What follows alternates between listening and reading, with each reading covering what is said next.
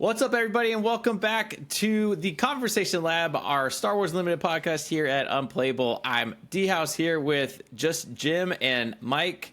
See, Jim heard we were talking some smack about him being gone, so he kicked Jay out of the channel, took his spot, and he's here. So, welcome. You call me a vagabond, and I kick you out of this. Gosh darn it. Mike, you're back from the dead. You were sick for a bit. Yeah, I was dead.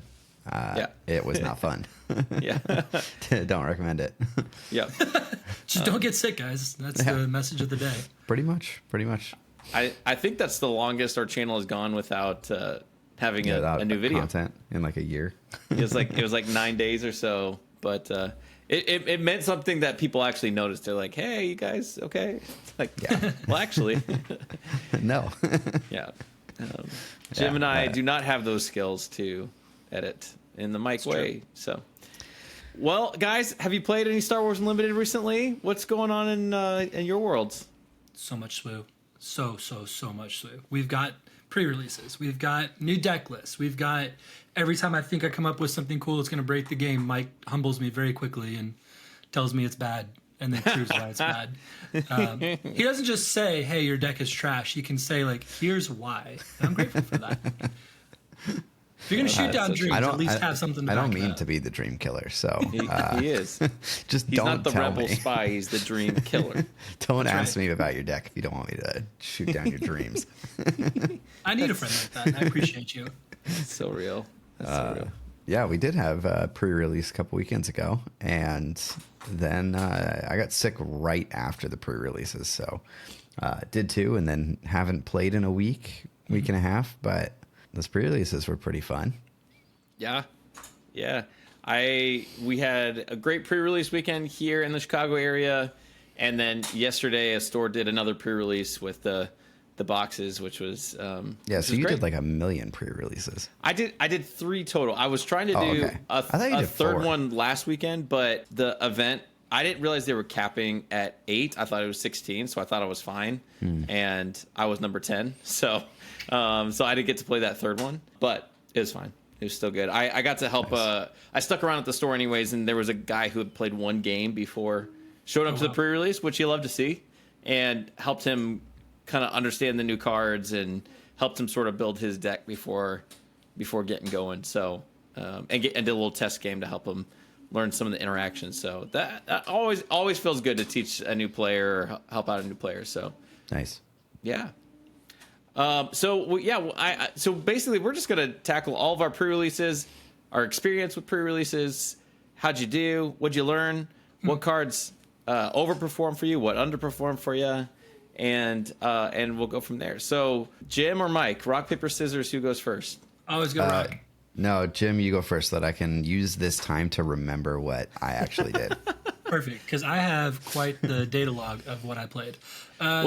Give us one pre-release and how'd it go? What'd you learn? One pre-release. Okay, we'll go one pre-release at a turn. Yeah. Okay, so the first one I went to, I ended up playing Rey, yellow. And guys, Rey is pretty good in limited formats. There's a lot of blue units in particular that start out with 2 or less attack. It's true. Or power, or whatever you want to say. Who's your favorite to buff with Rey? Gentle Giant was pretty fun. Oh, the 3-cost 2/2 shielded Sentinel was insane all week. Oh, Village Protectors, yeah.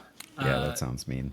And honestly, Moisture Farmer was really good in that deck, which sounds funny, but it being a 1/5 on turn 1 that can keep getting buffed at least 2 more times, it actually did some work. Yeah, I was on the receiving end of a very large Moisture Farmer, and the card is such a meme. Fun.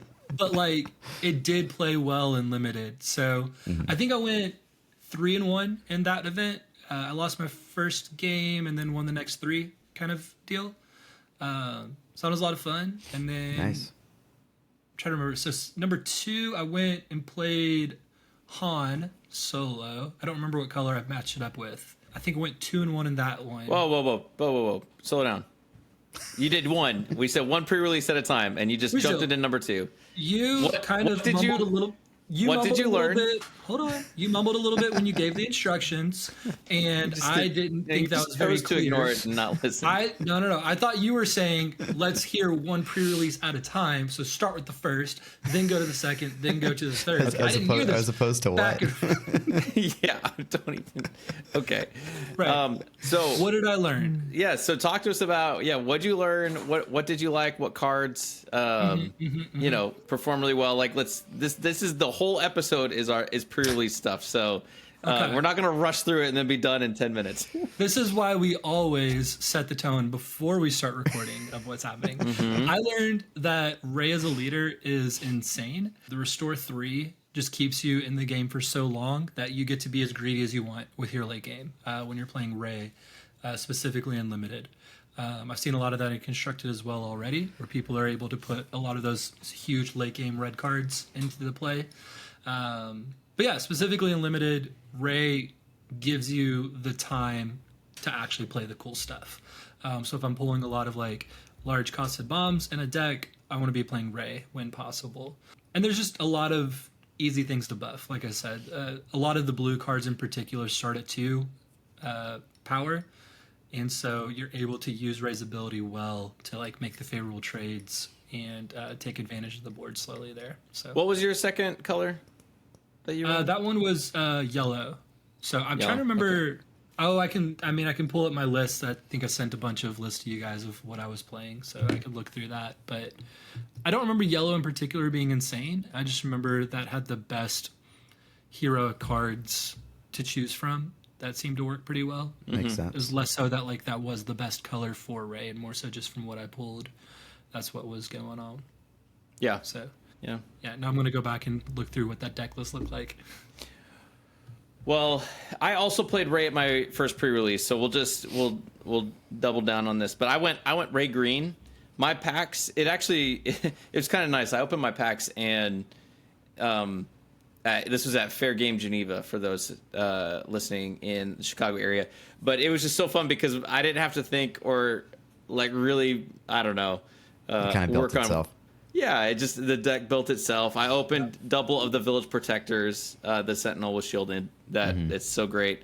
And then I opened 2 of the modded cohort, which is the 2/4 with ambush and raid 2. Yeah, that's nice. Which is great because you can kill something and you can also buff it. Opened the Mandalorian as my legendary and 3 cargo juggernauts.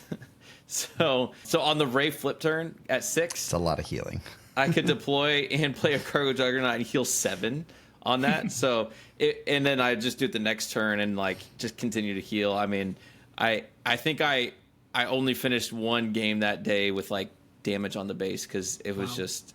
I also had, I think one of Rey's best friends, the Clone Deserter. It's a 1-cost green hero. It's a 2/3 with Restore 1 and then the bounty of draw card. But being able to drop that turn 1 and immediately buff it into a 3/4 with Restore 1. Yeah, that sounds mean. It's very good. It's very good. Even the little Gray Squadron Y-Wings at 1/3s could get out of control because you can slowly get those to 3/5s that are also doing 2 extra damage. They're pretty tough to deal with. So, and I had 2 Discerning Veterans, which are the nice capture unit, the 5-cost 3/4 that captures a unit in ground when it comes down. And to smooth out the top end, I had Chewbacca and the Arquitens Assault Cruiser at 8. Wow. So nice. I don't have to think very hard on this. I think Rose was in there too. I had Tobias Beckett, smuggling in Rivals Fall, but I did find my deck list so I can go through some of the top end real quick. Honestly, the only top end card I had was Fennec, but Fennec is unreal in Limited. If you see that, that's why I played yellow, and it was good enough on its own. I think 2 out of the 3 games that I won was because I had Fennec on the board, and the other one that I won was because they killed my Fennec, but then I had 1 copy of Street Gang Recruiter, which was able to get Fennec back because Fennec is Underworld. That's cool.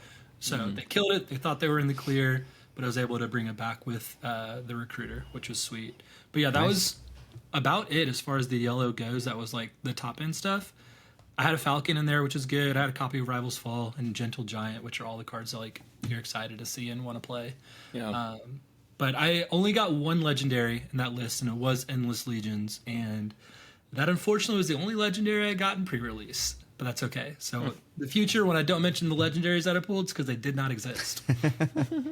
Yeah, actually, speaking of Fennec, there was one game I was able to win, but there was definitely a moment where I was getting worried because I think he was running Cad Bane, and he had Xanadu's Blood, the ship where on attack you can bounce an underworld character to exhaust a resource or a unit or something like that. Yep. And so he was doing that. He was bouncing Fennec. So like every time Fennec would come in, kill something, and then he'd attack and he'd pull back. So like bounce it and attack with it again. Yeah, I couldn't get. He was starting to control the ground side so much. I was like, oh my gosh. The only reason I was able to take care of it was because I was able to attack with a Y-wing, and he put the 2 damage on Fennec Shand on the other side because he said, oh, I'm going to bounce it anyways. And then I dropped Chewbacca, which nukes something with 5 or less health. And normally Fennec is out of range, but because of the 2 damage, Chewbacca was able to do it. So, but yeah, it was kind of one of those crazy little loops in limited that hits well. Mike, what did you play in your pre-release? So, before I get into the specific stuff, I did want to mention a couple things that I noticed just about the format in general.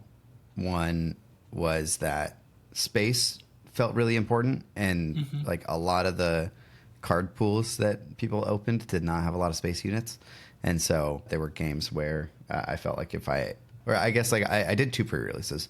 The first one I didn't have very good space, but I had good ways of dealing with space units. The other one I did have a lot of space units, but part of playing in the first pre-release was realizing nobody's playing space units, and so I sort of like leaned more heavily that way into space in my second pre-release. The other thing is just that this set is just based on how the set was designed. The cards are so synergy focused that it felt like you could really only go in a couple directions depending on the pool that you opened and the sort of critical mass of whatever sort of synergy you were going for. Like if you had my first pre-release, I opened a Cad Bane, but I also only opened 8 total underworld units across all the colors. So it's it's not really a viable strategy for me. It kind of locked me out of that option. Similarly with Gar Saxon and upgrades or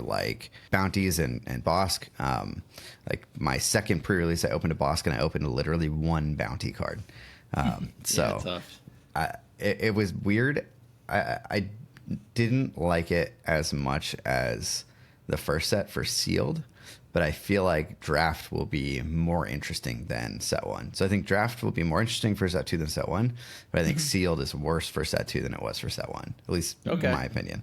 Okay, I see that. Yeah, that checks out. But so I did this for both the pre-releases I went to. I built 2 decks and then I picked one and went and played the one. So I built a Boba yellow deck and I built a Gar Saxon red deck. I ended up playing the Gar Saxon deck. I had also pulled a Brutal Traditions and a couple other cool upgrades. Some cards with, stuff with shields, the villain 3/4 with the shield, the Hutt's henchman or whatever. Yeah. That card was really strong, and a couple others. But yeah, the deck played really well. Gar Saxon was really strong. I also pulled a Crate Dragon, and I never got to play it because none of the games lasted that long. Yeah. And in the one game where I actually got to 9 resources, I had to resource it earlier in the game, so I couldn't even play it. It was very sad. So I felt like I lost that pre-release because I never got the Crate Dragon to the table, but I did not lose a game in that pre-release. So I did not lose. Just felt like I did. But yeah, it was supposed to be 4 rounds, but it was only 3 rounds, and then we split the pricing for the last round because it was 11 p.m. and everybody was ready to be done. So that's pretty much it. Love it. What was next for you, Jim? Oh, let's move on to number 2. I'll allow it. I will allow it. Number 2, I played a Han Blue List. So this one was a 3-round best of 3 event. And I ended up going 2-1, won my first 2, lost my last round to just the nastiest deck I've ever seen. It was a Ray Yellow list that was just totally teched out. I think I sent it to you all, and I was like, couldn't do anything against this thing. But the list was fun, kind of like what Mike was saying about I recognized nobody was going space, and I had all of the space in this deck. I had 3 copies of Unlicensed Headhunter. Oh, jeez. Had a Gray Squadron Y-Wing. I had the Concord Dawn Interceptors, the HWK 290 Freighter, the Twin Pod Cloud Car, 2 of those, and then 2 copies of the Desperado Freighter. So I was just able to just always have something in space. Fun fact, if you're trying to play space and they have giant units that have Sentinel in space, there's not too much you can really do about it. So that's where I was big sad in that last round, where I was like, Hey, even with the perfect deck. Those 3/2 ships have Saboteur. They do. Did not draw them in that matchup, unfortunately. Sad. Even with 3 and a 30, hell, trust me, I know. Sad. As well as like I was trying to rush, and then it was just like the moment I finally conceded, like I just need to go space, is when the Sentinel came down. I'm like, how it goes. But the deck was fun, like really fun. It had 2 copies of Gentle Giant in there as well, which with Han's ability is great. You're playing it on the 5 resource turn. It's coming out as a 4/6 that can keep getting buffed for more attack. So it's just had a lot on the 6 cost range. So I had another copy of Rival's Fall, I had a Fenn Rau in there, a Cargo Juggernaut, which is kind of fun to, if I used Han's ability, came out as like a 4/4 rather than a 4/6 with shielded, because you have to do the damage first. You can't shield first since it's a cost to play the card. So yeah, that was kind of where the top end stopped, but it was so aggressive in that space side that the healing and then the Gentle Giants was just to like finish out the game pretty quickly. So really sweet deck. Also had 2 copies of like the Housecast Soldier, so like I was always going to be getting around shields and Sentinel, and loved it. Just truly ran into, I think Mike described it as like, yeah, that's a draft deck. I don't know how that happened, but that just should be a draft list. But it was super cool. So 2-1 in round 2. So you ran Han? Did you think about running anything out of aspect? Because Han basically makes the aspect penalty only 1 instead of 2.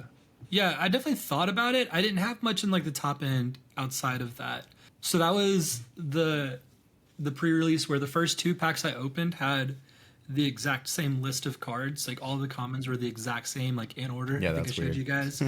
But it was all like low to the ground things. So for me, I think I'm more willing to pay the aspect penalty with like an 8 cost that would cost 9 rather than a 2 cost that would cost 4. Like it just feels a lot steeper, even costing 1 additional with the like Han ability, because you are still taking a hit of 2 health to the unit. So it's not really a strict like only cost 1 less kind of thing since you're taking that damage. So yeah, I considered it for a few different cards, but nothing in the list that was like even really worth like deeply considering there. Sure. Yep. I was considering yesterday because I pulled a Han in my sealed pool at that one. I was like, oh, I wonder if I have enough stuff. But I felt the same way. I'm like, I don't know how much that would actually I think like a Fenn Rau is a great example of a card that I would consider though. Like that would only cost me like 1 additional since it's neutral yellow. Can ambush in and just kill something and stay alive. Like that's one I would be like, yeah, I could pay it for that and be okay with it because it's such a bomb. Finnick, sorry. Oh. Finnick Shand. I was so confused. Okay. Just got my FEN names mixed up. Finnick Shand would be willing to pay 1 additional for that because of its ability to potentially just like nuke something off the board and not take any Makes damage sense. back. Love it. Well, my second pre-release, I texted you guys. I didn't actually love anything that I pulled, but I had a bunch of smuggle stuff, and I had Hondo sitting over there, and I kept hearing Mike's words in my ear saying, "Hey guys, Hondo, Hondo's not that bad. Hondo this, Hondo that." And so I like laid it out. I was like, what is this? I was thinking like, okay, getting that extra experience and extra card advantage in limited, it seems like it might be okay. So I laid it out. I created a Hondo yellow deck and sent it to you guys. You're like, wait, this deck looks good, whatever. I was like, we'll see. Did end up going 3-0 in a best of 3. And so I split first with another guy, only dropping 1 game. And it was to a boss deck that got a Dark Saber on Bosk. And I also smuggled in the Pirate Battle Tank. And it's like, it's a 4/6 when you smuggle it in, but then Hondo gives the 5/7 extra, so it's a 5/7. To which he responded with "Fell the Dragon" because it was now at a 5 instead of a 4, and it killed it. So I was Hondo, like, anti-synergy over here. oh. So the next game, I smuggled in the pirate tank and I gave the experience somewhere else, Nice. which felt a lot of it. So We kind of funny. laughed about it. I was like, I've learned my lesson. But Hondo's So it's kind all of about. nasty. You can really create this massive thing if they don't have Rivals Fall or like a bunch of exhaust. Like Hondo can get pretty big. I called the deck Jetpack Hondo because I had 2 jetpacks, and the card's kind of awesome. It's cool. Like Well, it's even better when it's +3/+1 instead of +2/0. right. Yeah. So that was pretty sweet. And you get the shield, so if I had to, I could just nuke some units. Every once in a while I'd use it to like kill a Ray that came out or something, and then just have a big unit they have to deal with for the rest of the game. But I was like, having Jetpack in there was great. That little 2/2/2 ship that smuggles in at 3 was great. To be able to play that at 3 and give it experience, just have 3 3s in space really quickly was pretty fun. I'm trying to think of like any other ones that I had. Triple Discerning Veteran in that deck. Oh, which yeah. is, Card's so good. in addition gross. to Take Captive and Relentless Pursuit, so I had so much capture. Like it was just kind of gross. And speaking of space, a card I don't love but works well in limited is the Slaver's Freighter. The yellow villain bought the Houndstooth. Just a 4/5, and it has that when played effect that you can ready another unit based on how many upgrades they have. It's not very good that the when played, but having a 4/5 in space is just sometimes that's all you need. Yeah. It's just so by the end I was like a major like Hondo believer. I'm like, You're ready to build the Han yellow or the Hondo yellow constructed deck. yeah, honestly. Please do. Jetpack Hondo, that's your first pet deck of this set. It might, yeah. I it expect might the be, deck man. tech coming soon. Yeah, it was pretty fun. It definitely was like, of all the pre-releases I did, that was the most brain burning deck of all of them. Where I felt like every turn I had to think much harder about what I'm doing, because it's like you're not just thinking about your hand, but you're thinking about your smuggles. You're thinking about there's just a million different things. So it did hurt my brain. By the end of it, I was like, oh my gosh, that was really intense, but it was really fun. All right, Mike, what happened at your next pre-release? So my second pre-release, I played Han with green. The other deck that I had built was it was. You know, I'm actually really annoyed that I didn't play the deck that I had built first. The Han deck was probably better, but I had pulled Jabba and Jabba's Rancor. Oh, And so I really should have just played them. It would have been way more fun. yeah. The Han deck was pretty solid, though. It was with green. They were both with green, interestingly. My green pool was pretty good. But I pulled a couple of cards where it leaned me towards Han. I had a lot of like 5-cost units. And it felt like that's sort of the point in the game where, you can start closing a game out. And especially with Han, you can play those, obviously, for 4 resources. I had like some 6-cost stuff that you can play for 5. So MVPs were the 3/6 raid 3 unit, that one. Oh, Those were crazy to play, cheaper. I forgot their names too. Yeah, I forgot what they're called.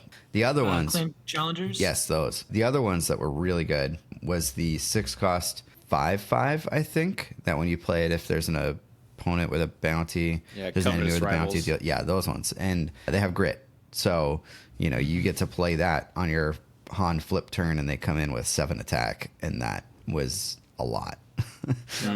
Those guys cleaned up a lot of games. But I also had a lot of space units, which is sort of what I mentioned previously, where I had a lot of space presence and could play stuff cheaper in space. I could play the Corona Outlaw Corona or whatever as like a 2-cost 3/3 in space, which was pretty sweet.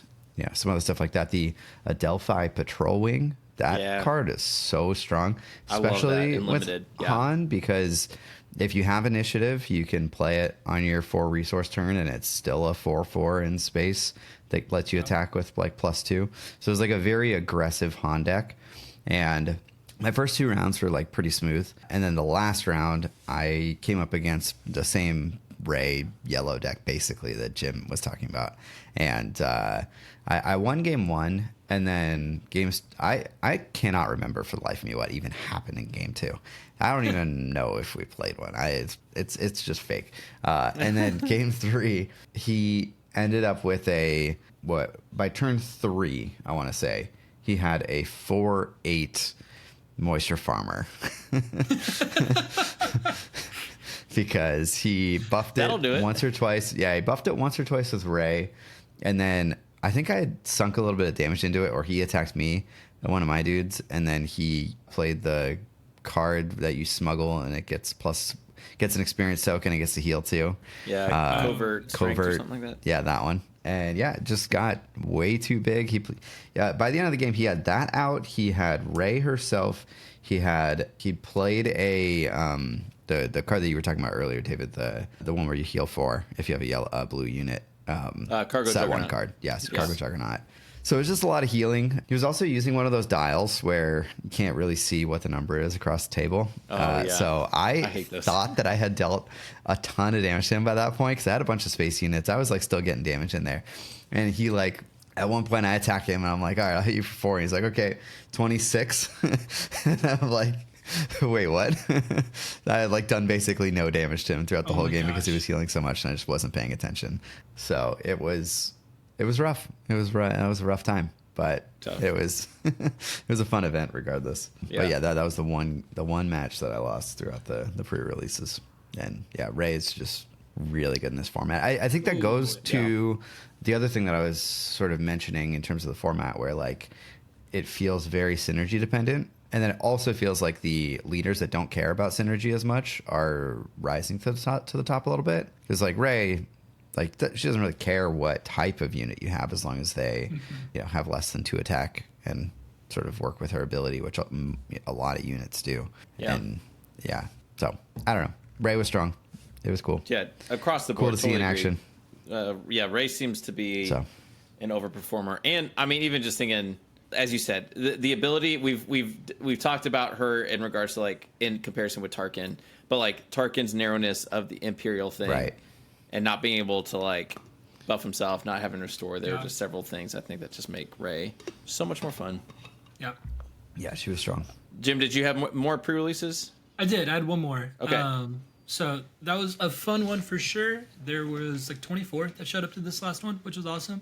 Lexington showed out. I got to give them props. Yeah, that's pretty 36 big. With 36 at one pre-release. That's crazy. Your Kentucky pre-releases are bigger than mine. I mean, I live in a small town, but like we had 8. No, we had like somewhere between 12 and 16 at the first one. It might have been 16 at the first one, and then we had 8 at the second one. But 36 is sick. That's awesome. It was insane. Yeah, this one, like I said, 24, I believe, was the final tally on this one. Nice. And I went with a Cad Bane list. So I had yellow-green Cad Bane with 22 Underworld cards in this list. That's a lot. Which was unreal. So as far as like, okay, can I actually like reliably use this ability? The answer was an emphatic yes. Yeah. I think the Spice of the deck is the only time I played an out-of-aspect card, and I never actually played the cards, but I had 2 copies of Daring Raid in this list. So it'd be cool. a 3-cost, deal 2 damage to a unit or a base. My thoughts there was obviously the dream scenario of you only need 2 damage to kill off the base and you just win. But Cad Bane's ability lets the opponent choose, which means they're always going to choose the least advantageous unit to deal damage to. So it's something that just triggers the moment you play an Underworld, but because they get to choose, it's very rare that you're able to like really just like nuke a lot of units from the board with a limited list. And so I figured, okay, they might try to get a couple units to like 1 or 2 health left, and the Daring Raid would be just a surprise factor that they wouldn't expect. So I actually ran 32 cards in this because I didn't want to like totally limit the number of like Underworld cards that I was playing. And it was nasty. I went 3-0. It was best of 3. I think I dropped 1 game the entire day. Nice. And just so I'm looking through the list. I only had 1 copy of McClunky, which is still incredible. But I didn't get to do the McClunky Street Gang Recruiter combo, but I did have them both in the deck because McClunky is an Underworld card, so you can play Street Gang Recruiter to get McClunky back. Oh, interesting. Play McClunky to bring that card back to your hand, deal 3 damage. And then when you play it, get McClunky back again. So you just have this like That's cool. perpetual loop of overcosted deal 3 damage to units. I didn't realize that was Underworld card. I thought that Street Gang Recruiter was unit, but that's pretty cool. Yep.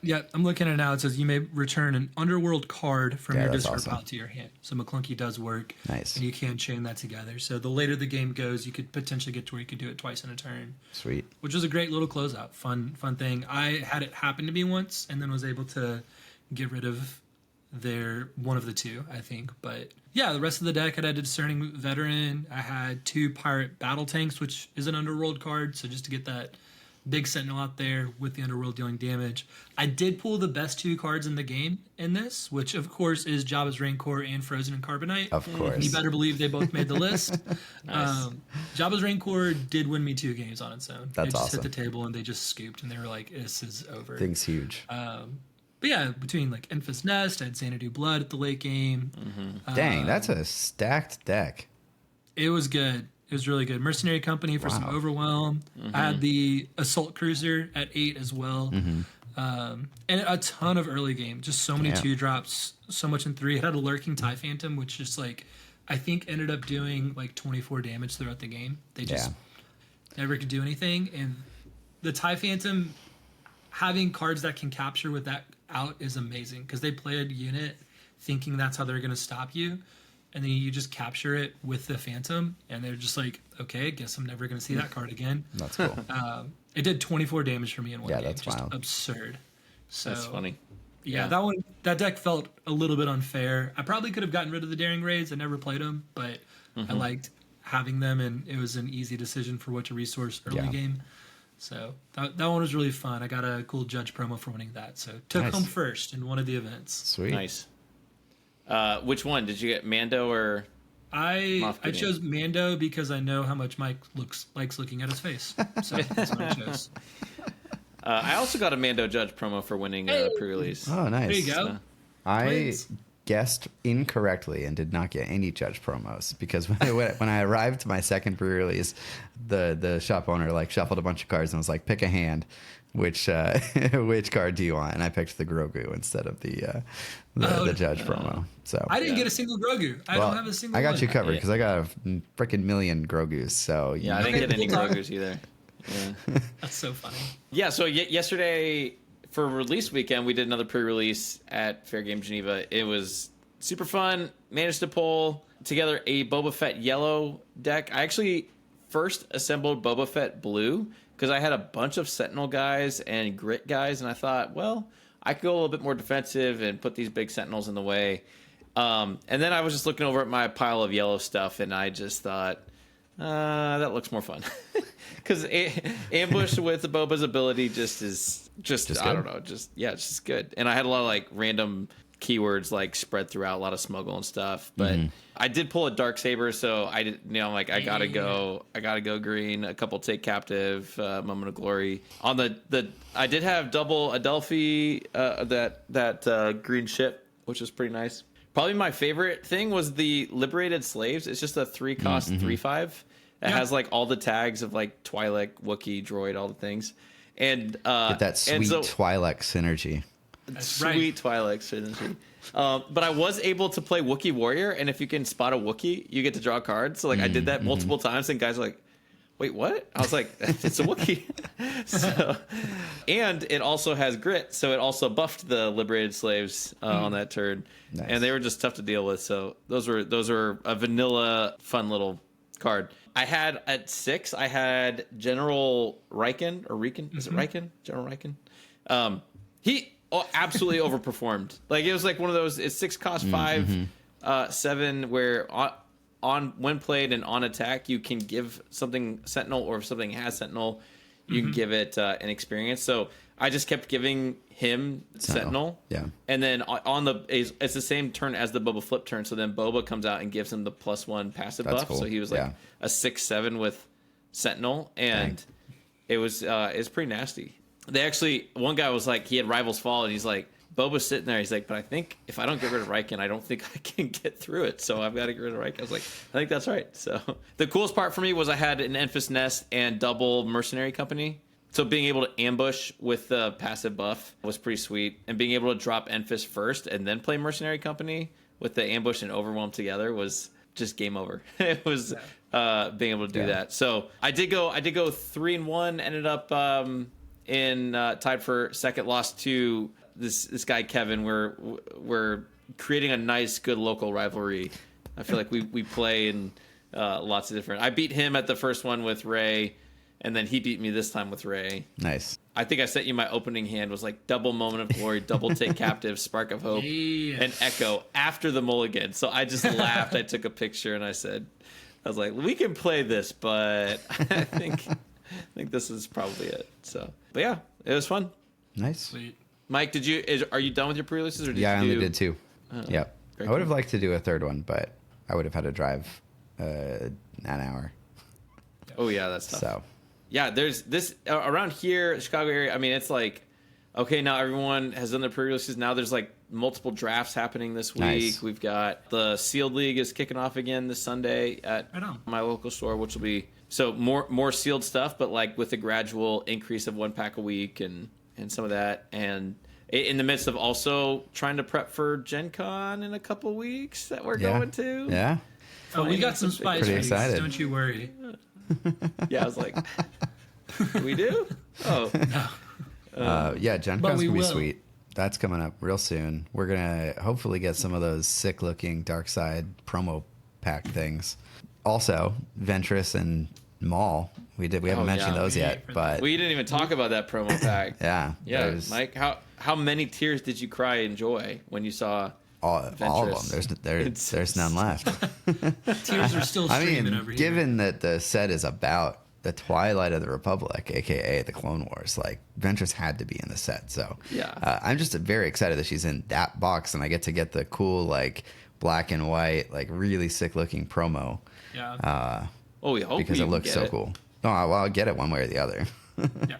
Either I'm going to get it or I'm going to buy it off somebody who got it. So. That's right. Yeah. There it is. David, you and I are hopeful that we get it. Mike's like, no, this is mine. I'm just like, I told the guys, I'm like, the one thing I want about my Gen Con experience this year is not waking up at 4 a.m. to stand in a non-existent line for Lorcana that gets cut out. And I cannot do that for SWU. I'm still on board with not waking up any earlier than like 7.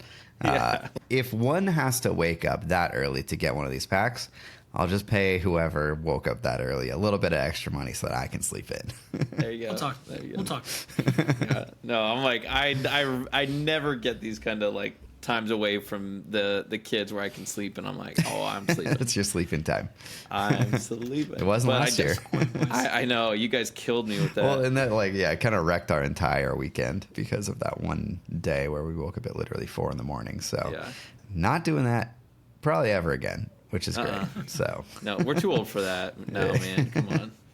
I am excited for that. It is insane that we're going to Gen Con. We're going to be playing some drafts, a couple large events. Yeah. It'll some be... Twin Suns at the very least at our Airbnb. I'm sure we'll play some Twin Suns.